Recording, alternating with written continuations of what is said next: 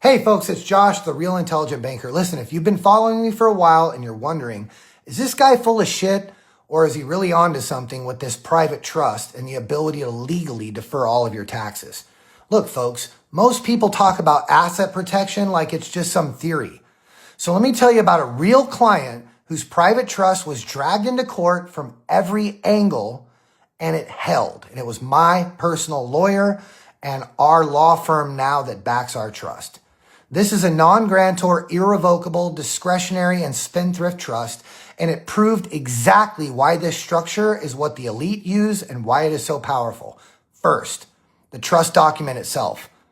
The client who set it up is the trust guardian and the trustee, not the settlor. Our law firm acts as the settlor, and once they resign, they can never ever be a part of the trust again, including being a beneficiary. They cannot receive any distributions, they cannot have any beneficial enjoyment, and they do not own the assets. Now, right away, that kills the sham trust argument. Second, the trust was properly funded. They moved real estate, business assets, investments, and personal property into the trust irrevocably. Once those assets went in, they became a part of a separate legal estate. Then we backed it up with law.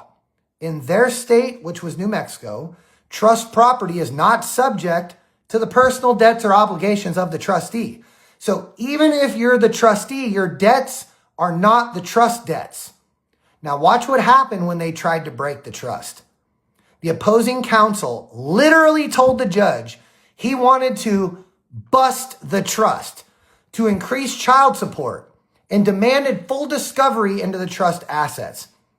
Our client's legal team pushed back hard. The trust is not a party to the cause. The corpus is statutorily shielded and the trustee takes no salary.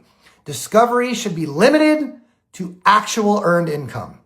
We also used the certification of trust statute, proving the trust exists and the trustee's authority without giving them the full instrument. The judge accepted it. The trust stayed private. Child support was calculated off of the client's real income, not trust assets. The trust remained intact. The corpus stayed completely out of reach. Then the other side tried again under the Voidable Transaction Act, claiming that the transfers were fraudulent. But the facts destroyed that argument. Transfers into the trust happened years before any creditor claim. The chain of title was clean. All property was moved with legitimate documentation, and the trustee still